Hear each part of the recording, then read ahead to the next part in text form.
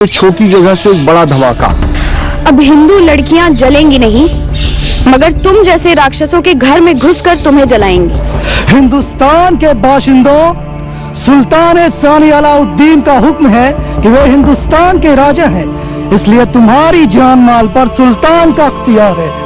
जो लोग हमारे साथ बराबरी से बैठना चाहते हैं वो आए और रसूल द्वारा दिए गए रास्ते पर चलें और ईमान लाकर मुसलमान बने। तुम्हारे पास दो रास्ते हैं, या तो मुसलमान बनकर सम्मान की जिंदगी बसर करो, या हिंदू बने रहकर गर्त में जियो। क्या मंजूर है तुम्हें? अगर केवल मेरी नहीं हो सकती तो किसी की नहीं हो सकती। जिनको आप युद्ध भूमि में नहीं हरा सकते, उनको क्लासरूम में हरा देते हैं।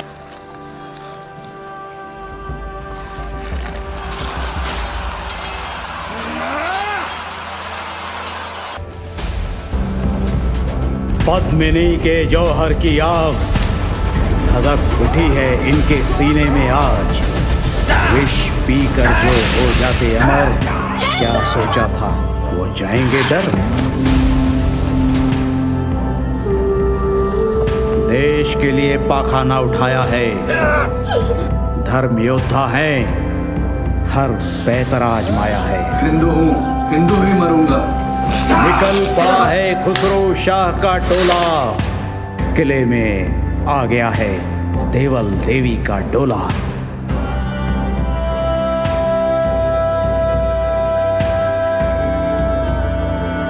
धर्म योद्धा, धर्म योद्धा, धर्म योद्धा।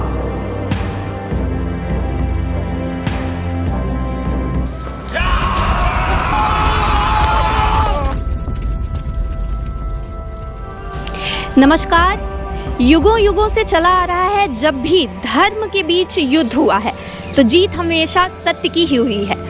हम आज ऐसी जगह मौजूद हैं, एक शूटिंग प्लेस पर मौजूद हैं, विंध्य क्षेत्र के रीवा जिले में।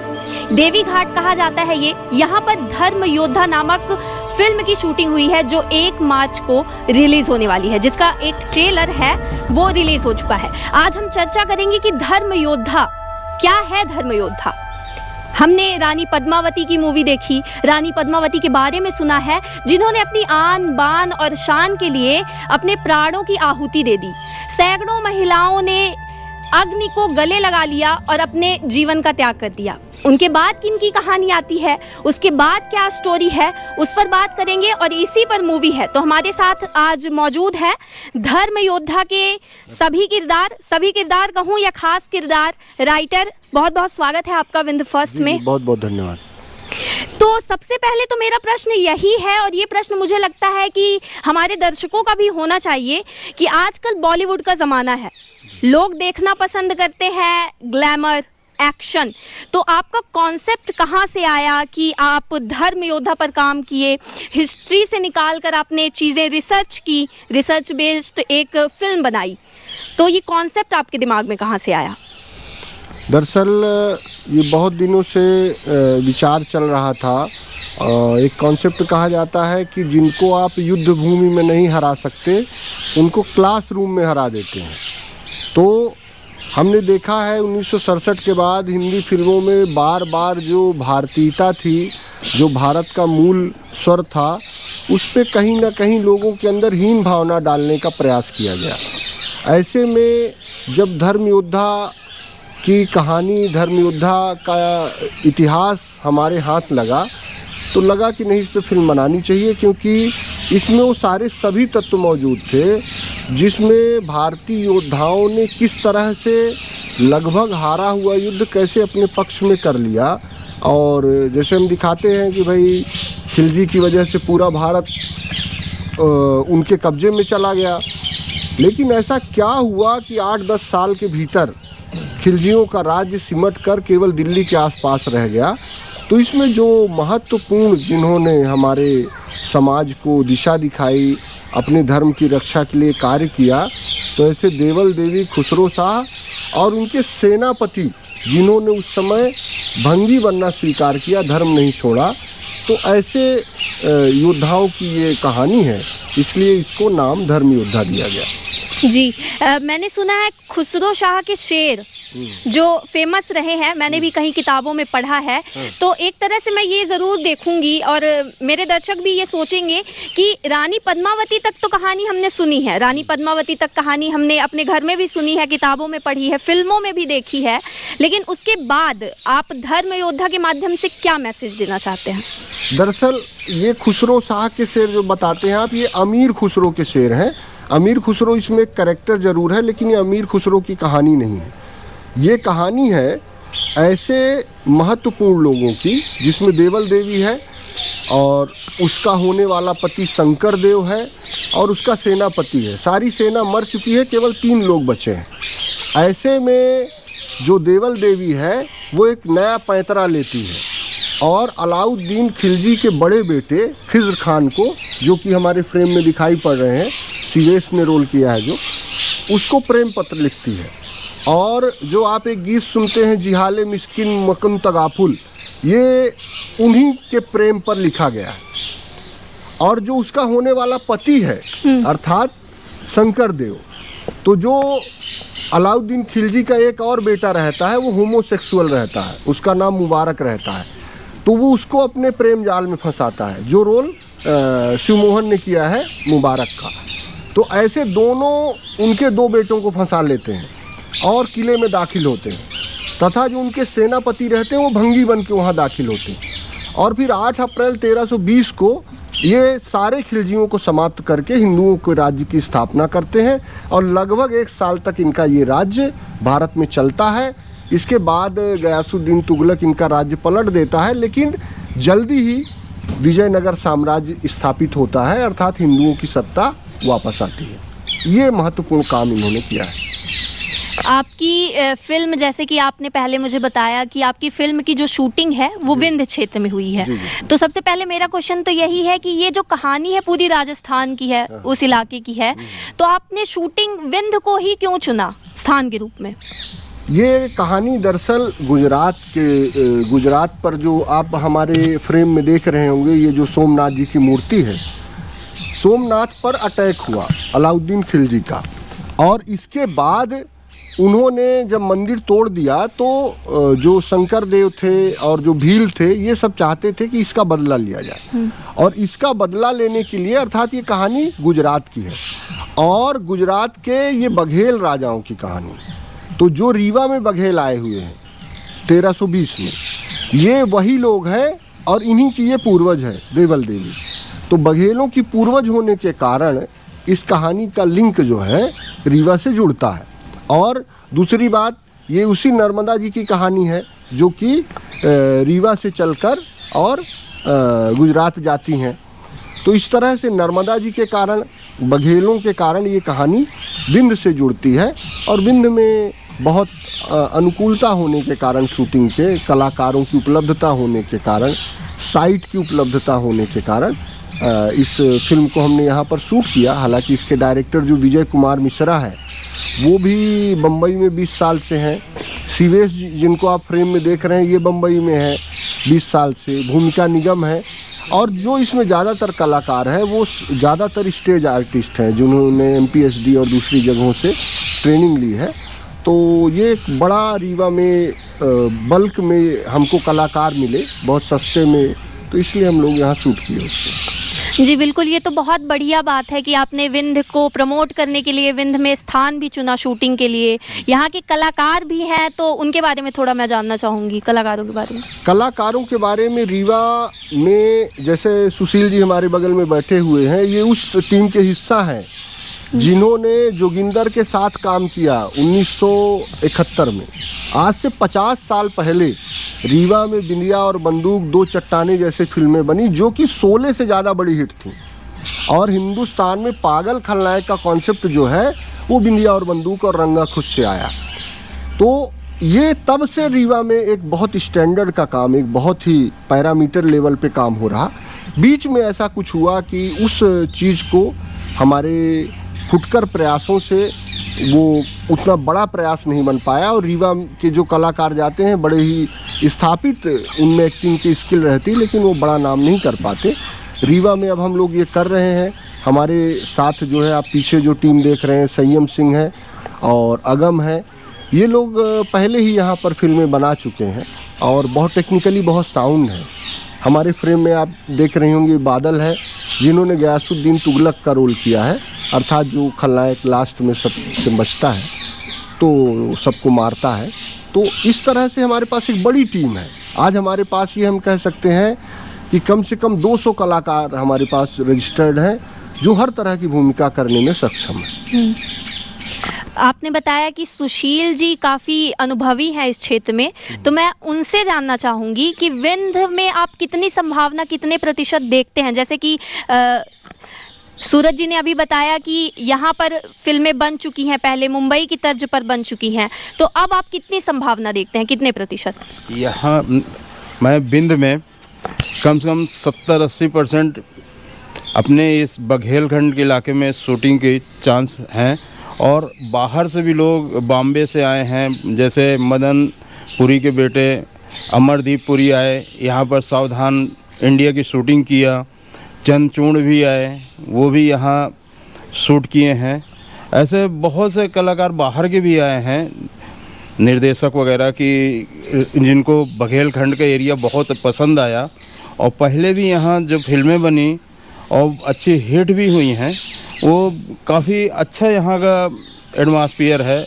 पहाड़े हैं, चारों तरफ से पहाड़ से घिरा हुआ है, इस कारण से ये शूटिंग के लिहाज से बहुत ही उत्तम जगह है अपना बघेलखंड। एक प्रश्न और उठता है मेरे मन से कि यहाँ के कलाकार निकल के जाते हैं आगे, चाहे वो किसी भी फील्ड के कलाकार हों, चाहे वो सिंगिंग में हो, चाहे एक्टिंग में हो, वो निकल कर जाते हैं, 1-2 साल 3 साल तक दिखते हैं। उसके बाद ऐसी क्या वजह हो सकती है कि उनका जो मोटिवेशन है वो कम हो जाता है, या फिर वो जगह उन्हें नहीं मिल पाती है बॉलीवुड में या फिर मुंबई जाकर? अब इस प्रश्न का तो बहुत अच्छा समाधान सीवेश बता सकते हैं, क्योंकि ये 20 साल वहाँ काम किए हैं और मैंने इनका काम देखा है, मैं इनका काम जानता हूँ। कई फ्रेम में इन्होंने अनुराग कश्यप के साथ काम किया तो अमिताभ बच्चन इनके सामने नहीं टिके, लेकिन वो फ्रेम ही काट दिए गए।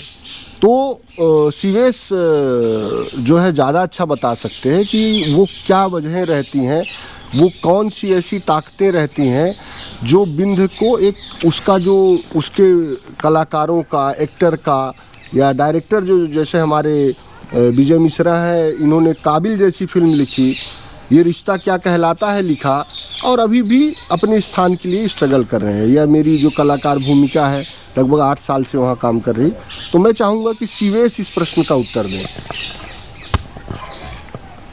जी, तो एक बार मैं फिर से पूछ लेना चाहूँगी। बहुत बहुत स्वागत है आपका विंध फर्स्ट में। धन्यवाद। तो फिर से मैं जानना चाहूँगी कि यहाँ से जो किरदार निकल कर जाते हैं, जो कलाकार निकल कर जाते हैं, तो क्या ऐसी वजह हो जाती है कि लंबा अपना करियर नहीं चला पाते हैं मुंबई जैसी जगह में? देखिए, जो आपका ये प्रश्न है ये बहुत ही शानदार और बहुत ही अच्छा है।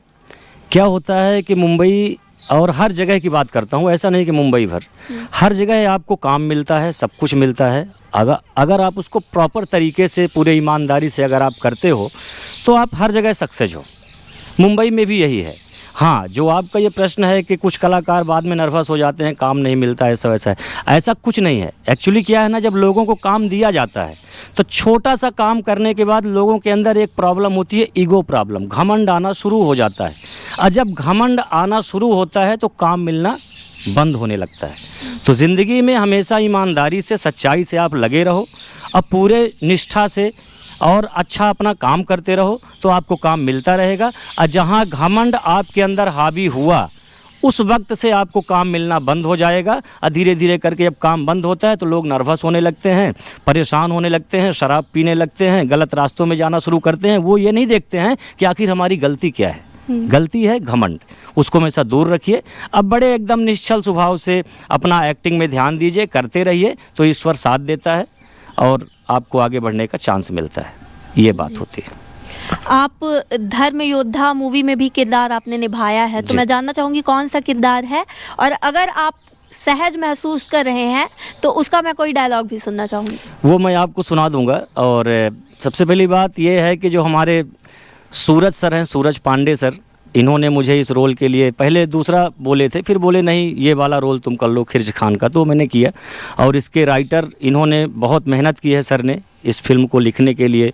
और एक ये जो हमको आज तक दिखाया नहीं गया, बताया नहीं गया, तो ये फिल्म वो चीज़ है कि इतिहास में आज तक इसका कभी जिक्र ही नहीं हुआ। ये बहुत कमाल की फिल्म है और बहुत ईमानदारी से लिखा गया है।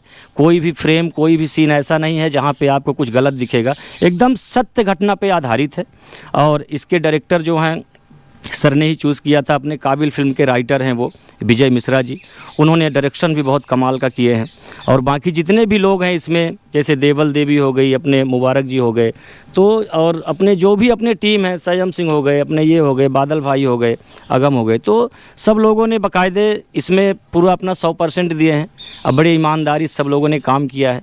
अब यही कहना चाहूँगा कि जितने भी लोग हैं हमारे देश में, सब लोग इस फिल्म को देखें और कुछ सीखें। और इसके डायलॉग जो है बहुत अच्छे अच्छे हैं, बहुत बढ़िया हैं। एक डायलॉग है कि बोलूँगा तो आप डरिएगा मत वो फिल्म का डायलॉग है, जब देवल को मैं जाता हूँ और देवल मुझे नहीं मिलती है, तो तलवार वलवार लेके एक सीन करता हूँ कि अगर देवल मेरी नहीं हो सकती तो किसी की नहीं हो सकती। तो ऐसा था, तो वो बहुत मतलब वो था। तो अब हम चलते हैं हमारे धर्म योद्धा की जो लीड हीरोइन है देवल देवी जी, उनसे बात करते हैं। तो सबसे पहले तो मैं यही जानूंगी कि आप अपना परिचय बता दीजिए कि आपका क्या रोल था और आपने कैसा महसूस किया एक्टिंग करते वक्त। जी, मेरा नाम दिया मिश्रा है। मैंने इस मूवी में देवल देवी का किरदार निभाया है। और देवल देवी, ये स्टोरी जो है ये 700 साल पुरानी है। देवल देवी खुसरो शाह और उनके सेनापति गोगा चौहान के बारे में है। उनने कैसे संघर्ष किया अपने राज्य को वापस पाने के लिए खिलजियों से लड़के। उनने जैसे पद्मावती में हमने देखा कि जौहर कर लिया था उनने, इसमें ये दिखाया गया है कि देवल देवी ने जौहर नहीं किया बल्कि उनने लड़ा। वो हरम में चली गई खिज्र खां के और उनने वहाँ पे खिलजियों का एक एक करके खात्मा किया। तो मुझे बहुत अच्छा लगा ये किरदार प्ले करके, क्योंकि मेन लीड था और इसमें काफ़ी वुमेन एम्पावरमेंट दिखाया गया है एक तरीके से, अगर मैं अपनी राय दूँ तो। और ये मेरी पहली मूवी भी है, तो काफ़ी अच्छा लगा मुझे ये रोल करके। आपकी पहली मूवी है, उसके लिए बहुत बहुत शुभकामनाएं, बहुत बहुत बधाई आपको। Thank you so much. आप रीवा से ही बिलोंग करती हैं, आप विंध्य क्षेत्र की हैं, तो मैं ये जानना चाहूँगी कि यहाँ जैसा कि हम यहाँ देखते हैं कि एक स्पेसिफिक हमें एरिया दिया जाता है कि आप ये कर लीजिए, आप ये कर लीजिए, या तो ये कर लीजिए। तो आप फिल्मों में गई, मतलब आप फिल्म, आपकी पहली मूवी है, आपने चूज़ किया, आपने रात में भी शूटिंग की होगी, तो उस वक्त शूट के दौरान घर वालों का क्या रिएक्शन था, उसके बाद क्या रिएक्शन था और कितना सपोर्ट था? जी देखिए, मेरे घर वाले रहे तो शुरू से ही सपोर्टिव हैं, लेकिन जैसे आप बता रही हैं कि रात का शूट वगैरह जो था, तो उसमें कभी कभी हाँ टेंशन होती थी कि कहाँ जा रही है, कैसे रहेगी, क्योंकि मोस्टली हमारे क्रू में मैं थर्ड हूँ लड़कियों में से, तो मोस्टली शूट मेरे ही रहते थे क्योंकि मैं लीड में हूँ। तो ऐसा होता था कि टेंशन हो जाती थी घर वालों को कि कैसे करेगी, क्योंकि पढ़ाई भी अभी इम्पॉर्टेंट है, क्योंकि मैं 12th क्लास में हूँ। लेकिन जब शूट हो गया और जब टीज़र आ गया तो बहुत खुश हुए थे कि इतना अच्छा काम किया है और इतना अच्छा रोल मिला है। तो अभी तो सपोर्ट ही कर रहे हैं कि मैं इस क्षेत्र में आगे बढ़ूँ। मैं कोई डायलॉग सुनना चाहूँगी देवल देवी का। जी, देवल देवी का सबसे अच्छा डायलॉग मुझे ये लगता है कि अब हिंदू लड़कियां जलेंगी नहीं, मगर तुम जैसे राक्षसों के घर में घुसकर तुम्हें जलाएंगी। अब हम चलते हैं मेन खलनायक के पास, धर्म योद्धा के मुबारक खान के पास चलते हैं। तो सबसे पहले मैं जानूंगी कि एक हीरो का किरदार निभाने में, एक लीड हीरोइन का किरदार निभाने में अलग फ़र्क होता है और एक खलनायक का किरदार निभाने में अलग फ़र्क होता है। तो आपने उस वक्त कैसा महसूस किया, या फिर आपको लगा कि आप उस किरदार के लिए एकदम परफेक्ट हैं? जो भी कलाकार होते हैं तो उनको देखना पड़ता है कि कैसा है उसका जो किरदार है वो कैसा है। तो मुझे किरदार अच्छा लगा था उसका, मुबारक का, इसे करना चाहिए और अच्छी कोशिश थी, तो उसी का प्रयास किया हमने और ठीक है। तो एक आपके मन में ये नहीं आया कि आपको हीरो भी बनना चाहिए, या आप हमेशा से देख रहे हैं कि नहीं मैं उस किरदार में परफेक्ट हूँ? किरदार पसंद आया था मुझे और ऐसा कोई नहीं था, और सभी किरदार करने चाहिए। तो और ये जो किरदार है तो ये अलाउद्दीन का छोटा बेटा है, मुबारक खान, मुबारक खिलजी भी बोलते हैं, और एक एंड्रोजीनियस कैरेक्टर है, उभयलिंगी। और तो ठीक था, मतलब एक अनुभव लेना था कि कैसे इसे प्ले करना है, क्या करना है, उसकी तैयारी की और उसके बारे में पढ़ा। सर ने भी बताया, बहुत सारी चीज़ें बताई उसके बारे में, कुछ किताबें भी सजेस्ट की थी कि ये पढ़ लो उसके बारे में। तो पढ़ के जो समझ में आया फिर उसके हिसाब से उसकी तैयारी की, और बाकी सभी कलाकारों ने भी अच्छा काम किया है, सभी ने भी तैयारी की है, तो अच्छा है। तो मुबारक खान यानी कि पूरे मूवी के खलनायक का एक कोई डायलॉग जो आपका सबसे पसंदीदा रहा हो? पसंदीदा मैम, तुम्हारे पास दो रास्ते हैं, या तो मुसलमान बनकर सम्मान की ज़िंदगी बसर करो, या हिंदू बने रहकर गर्त में जियो, क्या मंजूर है तुम्हें? तो वाह, बहुत बढ़िया, सबसे मज़ेदार था। बाकी सर का बहुत आभारी हैं हम, हमें मौका दिए हैं सर, और भी आगे भी देते रहेंगे। नहीं, ये बहुत बढ़िया बात है कि हमारे विंध्य क्षेत्र में स्थान को भी प्रमोट किया गया। सबसे बड़ी बात कि जैसे लोग भागते हैं मुंबई की ओर या बड़े शहरों की ओर भागते हैं, वहाँ की चकाचौंध देखते हैं, लेकिन अगर ये देखें कि हमारे क्षेत्र में क्या हो सकता है, अपने क्षेत्र में क्या हो सकता है, उसको लेकर अगर हम आगे चलें तो ये बहुत बढ़िया बात है। गयासुद्दीन बादल जी से मैं बात करना चाहूँगी, इंटरव्यू के दौरान इन्होंने शिरकत की है, तो सबसे पहले मैं आपका परिचय जानूंगी कि क्या है आपका किरदार? मेरा नाम बादल है और मेरा किरदार मेन विलन का है। मेन जो होता है, जो लास्ट तक है, गयासुद्दीन तुगलक, गयासुद्दीन तुगलक। ये 1320 की स्टोरी है जिसमें अलाउद्दीन खिलजी है और खिज़ खान है, उनके दो बेटे हैं, ये मुबारक खान और खिज़ खान, और भी बहुत सारे किरदार है, देवल देवी हैं उसमें लीड। तो ऐसे ही बहुत सारे किरदार है, खुसरो शाह है। तो गयासुद्दीन तुगलक, इनके बारे में हमने भी सुना है कि एंड तक ये रहते हैं, तो कैसा महसूस किया आपने उस वक्त? बहुत ही खतरनाक किरदार था और इसमें मैंने बहुत सारी फिल्में देखी है। इस किरदार तो मैं उस ज़माने में का ऐसा कोई इंसान नहीं जो मैं देख सकूं, तो मैंने बहुत सारी उस ज़माने की फ़िल्में देखा हूं, और जैसे पद्मावती हो गई और ईरानी फिल्में हो गई, अरबिक फिल्म हो गई, उस तरह की फिल्में देख देख कर मैंने इस किरदार में ढला है।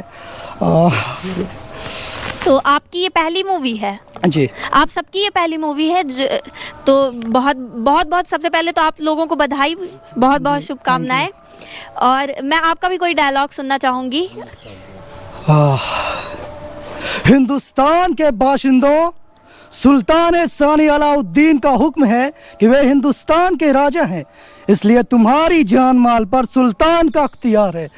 जो लोग हमारे साथ बराबरी से बैठना चाहते हैं वो आए और रसूल द्वारा दिए गए रास्ते पर चलें और ईमान लाकर मुसलमान बने। बस इतना ही, और भी बहुत कुछ। जी, यहाँ पर हमारी टेक्निकल टीम के भी हैं मूवी के, जिन्होंने टेक्निकल किरदार निभाया है, तो मैं उनसे जानना चाहूँगी सबसे पहले कि आप लोग यहीं से हैं और विंध्य क्षेत्र में टेक्निकल चीज़ों को कैसे देखते हैं यहाँ पर? हाँ, हम सब यहीं से हैं, रीवा से ही। और विंध्य में अगर टेक्निकल टीम की बात की जाए तो काफ़ी अभी डेवलपमेंट हो रहा है और फिल्म लाइन से बहुत टेक्निकली साउंड हो रहे हैं हम लोग। कुछ कंपोजिशन, फ्रेमिंग, ये सब चीज़ों की कमी है, पर इंडस्ट्री ऐसे ही बनती है धीरे धीरे। जैसे साउथ की भी इंडस्ट्री आप देखें या भोजपुरी की भी जो इंडस्ट्री बड़ी हुई हैं, वो सब ऐसे ही हुई हैं। तो टेक्निकली हम स्ट्रॉन्ग हो रहे हैं, अच्छा हो रहे हैं। इस फिल्म से हमने काफ़ी पीरियोडिक फिल्म में काफ़ी ज़्यादा आपके पास चैलेंजेस रहते हैं जब आप टेक्निकली काम करें, तो पीरियोडिक फिल्म पे हमने काम किया और सब बहुत अच्छे टेक्निकली इस फिल्म में काम हुआ है। तो अच्छा हो रहा है धीरे धीरे, ग्रेडिंग वगैरह सब कुछ इम्प्रूव हो रही है, साउंड इम्प्रूव हो रहा है सबसे ज़्यादा ज़रूरी, जो कि फिल्म एक 50% ऑडियो मीडियम है और 50% वीडियो। तो ऑडियो इस फिल्म का बहुत अच्छा है, 5.1 का साउंड बहुत ही अच्छा है, तो जो कि पीरियोडिक फिल्म के लिए बहुत ज़रूरी होता है। तो टेक्निकली हम स्ट्रॉन्ग हो रहे हैं काफ़ी। जी, हमारे साथ अगम जी भी मौजूद हैं, उनसे हम बात करेंगे कि आप भी टेक्निकल टीम के हैं, तो आपने कैसा महसूस किया? सर ने फिल्म इतनी अच्छी बनाई कि जितनी डबिंग वगैरह है उन सब की प्रॉब्लम सॉल्व कर दी, तो हमें बाद में डबिंग करने की ज़रूरत ही नहीं है। कलर्स इतने अच्छे, शूट इतना अच्छा किया है विजय सर ने, लिखा इतना अच्छा है कि उसे हमने और अच्छे से मतलब पिरो दिया है, तो फिल्म बहुत अच्छी बनने वाली हो। जी, वो तो आप लोगों से मिलकर ही लग रहा है कि फिल्म बहुत अच्छी बनी है।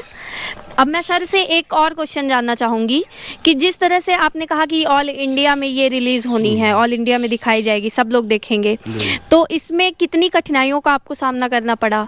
शूट के दौरान कितनी कठिनाइयाँ हुई, फिर इसको जब रिलीज़ करने की बारी आई कि अब जैसे मूवी बन जाती है अब उसके पब्लिश करने की बारी आती है, जितना ज़्यादा उसको हम फैलाएँ, उसका एक्सपोजर बनाएं, तो उसमें आपको कितनी कठिनाई, क्या खर्चा आया? देखिए, सबसे बड़ी बात कि जो हमारे पास एसेट है, मतलब हमारे जो कलाकार हैं, तो जैसे हमने विजय सर से बात की जब शुरू में, तो उन्होंने कहा कि सर ये फ़िल्म अगर हम बनाने जा रहे हैं, पीरियाडिक फिल्म है, तो इसमें अगर कोई भी हम बड़ा फेस नहीं लेंगे तो 20 करोड़ लगेगा और बड़ा फेस लेंगे तो 100 करोड़ लगेगा। तो मैं बोला कि सर ये पैसा तो अपने पास है ही नहीं, बिना पैसे के कैसे बना सकते हैं? तो उन्होंने कहा कि बिना पैसे की तो नहीं बनेगी। मैं बोला कि बन सकती है। बोले कैसे? तो हम बोले लोकेशन हमारे पास है पूरा विंध्य का, हमारे पास कलाकार हैं, हमारे पास कॉस्ट्यूम है, और रही बात क्या कहते हैं आने जाने की, तो वो मैनेज हो जाएगा। तो इस तरह से हम लोगों ने बहुत लिमिटेड रिसोर्सेस में इस फिल्म को एक बड़ी फिल्म बनाया, मतलब जिसको कहते हैं कि एक जिसको कहते हैं छोटी जगह से एक बड़ा धमाका, तो हमने वो किया है। अच्छा, फिल्म का जो टारगेटेड ऑडियंस है वो एक तो हिंदुत्व है, तो आरएसएस का जो नेटवर्क है हमको वो सपोर्ट कर रहा है। जैसे केरला स्टोरी और कश्मीर फाइल को आप देखेंगे, वो फिल्म उन्हीं हिंदुत्व के दम पे चली। इसके अलावा इसमें जो भंगी जो होते हैं, स्वीपर और खटिक, इस समुदाय को भी और ट्राइबल कम्युनिटी को भी बड़ी स्ट्रांग वे में दिखाया गया है। वुमेन एम्पावरमेंट है, तो ऐसे करके ये एक बहुत ताकतवर ऑडियंस लेके चलती है फिल्म। जैसे इसकी स्टोरी गुजरात की है, इसका जो कथानक है देवगिरी महाराष्ट्र से जाके मिलता है, साउथ इंडिया में भी इसके सोर्सेस हैं। तो ऐसे जैसे अभी जैसे हमने इसके जो भी रिव्यूज़ हैं वो इंडिया की लगभग हर लैंग्वेज में निकल रहे हैं। वहाँ पर तमाम इसको लोग अपने लोकल कॉन्सेप्ट से जोड़ के देख रहे हैं। तो हम लोगों को अनुमान है कि हम लोग पूरे इंडिया में जाएंगे और लगभग मतलब नियरली हम लोग 1000 थिएटर तो पहले ही राउंड में हमको मिल जाएंगे। तो इस तरह से अगर हम एक जगह पर भी जैसे एक हफ्ते का हाउसफुल लेके चलेंगे तो हम लोग बहुत अच्छी सिचुएशन में पहली ही फिल्म में पहुंच जाएंगे, ऐसा है।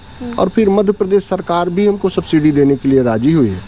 तो ऐसा करके हम लोग एक बड़ी इंडस्ट्री की यहाँ लगभग पृष्ठभूमि रख चुके हैं, जिसके लिए हमारे पास जो सबसे ज़्यादा ज़रूरी है जिसको ह्यूमन रिसोर्स बोलते हैं, तो वो हमारे पास टेक्नीशियन भी हैं, हमारे पास कलाकार भी हैं। तो हमारे पास लगभग पूरी इंडस्ट्री खड़ी हुई है। हमारे पास लोकेशन है, हमारे पास सुशील जी जैसे लोग हैं जो लोकेशन अवेलेबल करवा सकते हैं, तो आप जैसे लोग हैं जो प्रमोट करोगे, तो ऐसा करके हमारे पास पूरा सेटअप मौजूद है। जी, तो ये सबसे बड़ी बात मैं ये देखूंगी, जैसे कि हम विंध्य के लिए काम करने वाले लोग हैं, आप विंध्य के हैं, बघेलखंड के हैं, बघेलखंड को आगे ले जाने वाले हैं। तो मैंने यही देखा और इस पूरी चर्चा में आप भी यही देखेंगे, इस पूरी चर्चा में हम यही देखेंगे आगे जाकर भी कि विंध्य को कैसे प्रमोट करें। यहाँ से कलाकार बाहर जाते हैं, ढूंढते हैं, कई साल स्ट्रगल करते हैं, उसके बाद उन्हें कुछ मिलता है तो कुछ नहीं मिलता है। लेकिन धर्म योद्धा जैसी मूवी, जैसी सीरीज़ जब पूरे ऑल इंडिया में विंध्य के नाम से जानी जाएगी, विंध्य का स्थान, विंध्य के कलाकार जाने जाएंगे, तो एक सही कहा अभी सूरज जी ने कि यहाँ पर एक इंडस्ट्री स्थापित हो चुकी है, टेक्निकल नज़रिए से भी, कलाकार दृष्टि से भी, और एक राइटर के रूप में भी ये विंध्य क्षेत्र से ही बिलोंग करते हैं। तो सबसे पहले तो मैं यही कहना चाहूँगी कि अपने विंध्य को आगे लेकर जाने की कोशिश करें। जितनी भी कलाएं हैं, चाहे वो संगीत हो, चाहे वो नृत्य के क्षेत्र में हो, चाहे वो एक्टिंग के क्षेत्र में हो, तो ये मूवी ज़रूर देखिए आप लोग। 1 मार्च को रिलीज़ होने वाली है, इसका ट्रेलर अवेलेबल हो चुका है, तो ये मूवी ज़रूर देखिए। और ये मूवी सबसे ज़्यादा मैं ये भी बताना चाहूँगी एक बार फिर से कि इतिहास पर ये लिखी गई है, सत्य घटना पर आधारित है। कोई भी ग्लैमर, कोई भी एक्शन इसमें ऐसा नहीं है जो बॉलीवुड से या ऐसी मूवी से रिलेट करे जहां सिनेमा घरों में लोग ज़्यादा जाकर देखना पसंद करते हैं, 500-600 रुपए की टिकट देकर जाना पसंद करते हैं। ऐसी मूवीज़ को कहते हैं हम कि ऐसी मूवीज़ बनती ही नहीं है, लेकिन ऐसी मूवीज़ बनती है, हमें सिर्फ दर्शकों को ढूंढने की ज़रूरत है।